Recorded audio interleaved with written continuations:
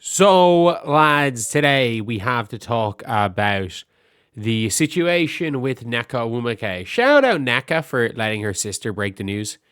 Shout out to her for that. But we have got Nneka Ogwumike, who has re-signed for the Sparks, and the Sparks become a very interesting team. I'm sorry, they just are. Ariel Atkins, Kelsey Plum, and Nneka Ogwumike is a good big three. That is a good big three. And if they somehow are able to build around them and put together a legitimately good supporting cast, they're a guaranteed playoff team. But we could be looking potentially at the at Nneka, at that big three, honestly, being a 5-6 seed, maybe. Maybe higher. Maybe genuinely, maybe higher. So I'm just there, I'm looking at this team and I'm thinking, okay, who is quote unquote better than this? Who's going to be better than this team? And the reality is, again, we don't know. If they put together a proper supporting cast in free agency, and by the way, it might be a lot easier to get people to move to LA than some other places. And it's not looking good for Indiana, I have to say. I get it, Minnesota lost out on her, but Minnesota's backup for Nneka is probably running it back with Alana Smith. That's probably the case. It's probably the case where Alana Smith going back is the quote-unquote backup for losing it on Nneka. And that's a pretty damn good backup. I'm very worried for the Fever. The odds of the Fever coming out on paper with the 5th best team in the WNBA is high. And that is being the 5th best team on paper doesn't mean anything. You can win as a 5th best team on paper, but you can't really. There's a chance the Fever go out with a, on paper, worse team than last year, minus the fact for any improvement to Caitlin Clark and Leah Boston. But a worse supporting cast around the two of them than a year ago. While a lot of teams are finding ways of signing 3 max contract players, and the Indiana Fever are barely able to afford 2 because of the way they have fucked up royally in the draft the last couple of years. And by the last couple of years, I mean last 3-4 years. By cutting a lot of their players, they fucked up in reserve free agency because they don't have a reserve free agent. Their entire team are unrestricted free agents. And it is this is a big one. Nneka Ogwumike being one of the 4 best players at her position. If you consider age at power forward, then what you call it? We've got better than Nneka. Fee Stewie. Is that it? Honestly. I think she's as good as Alyssa Thomas. I think Nneka's as good as Alyssa.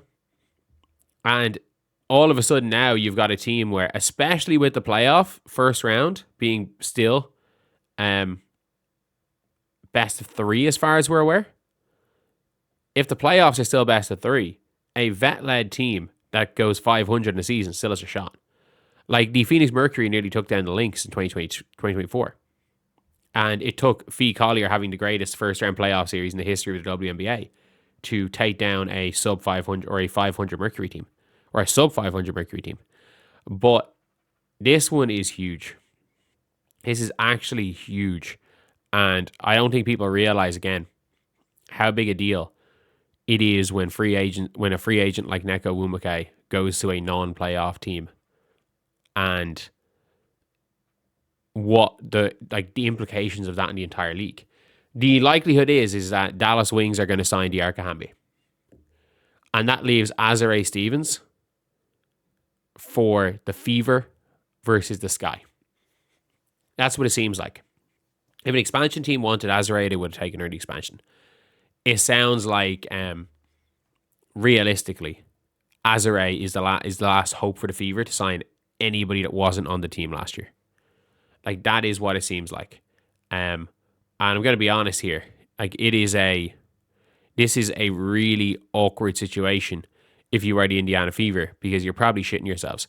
Like, the Indiana Fever need Kelsey Mitchell back, by the way. And they need Kelsey Mitchell. Like, it's one thing thinking, okay, maybe they could, like, if they traded Kelsey Mitchell and it would give them cap space to sign some free agents and build in depth and stuff. Now it's looking like they need to sign Kelsey Mitchell. Otherwise, they might be struggling for a playoff spot. Like, it's that crazy. That is what's happened to the league. Like, the bad teams are going to be really, really bad this year. Like, the Portland Fire might win 5 games. Like, genuinely. It is it's not an ideal situation. But for the LA Sparks, you're back in the playoffs. That's for one. They are back in the playoffs, and there's no question about that. Like, we're going to be seeing this team in the playoffs next year. They're going to be there. And obviously, Azare Stevens isn't going to be with the Sparks. Neither is the Arca Hamby, because they can't afford them. So, yeah, we're looking probably at Hamby going to play for Kurt Miller again. And Azare leaving, which is a shock to nobody. She's been hinting at leaving for the entirety of the offseason. But yeah, it's a mad one. Overall, it is a mad one. And then we don't know what the Washington Mystics are going to be doing. Like, are the Washington Mystics going all in? Or are the Washington Mystics, like, are they going to go and, like, go or, like, rebuild, have a long rebuild? So, yeah, that is pretty much it. I think this is going to be a tough one for the league, because I think Nneka is going to be, like, Nneka, Ariel Atkins, Kelsey Plum, and whatever else they're able to put together is a really good team. And they've Cam Brink on a rookie deal. Damn. I forgot they still have Cam Brink. Shit. Like, all they have to do is just get a shooter. Fuck it. Like, they might just go and bring Alicia Clark. Actually, no, Alicia Clark didn't do well with Nneka last year. Like, there's definitely just some vet shooter they can put on the wing. And suddenly that team is like a vet point guard. And that team is a bubble contender. I get it, they're old, but they're still good. They're still all-stars. Like, there's 3 all-stars in their 30s on that team. Not going to be ideal all around. But anyway, yeah, I'll see you guys.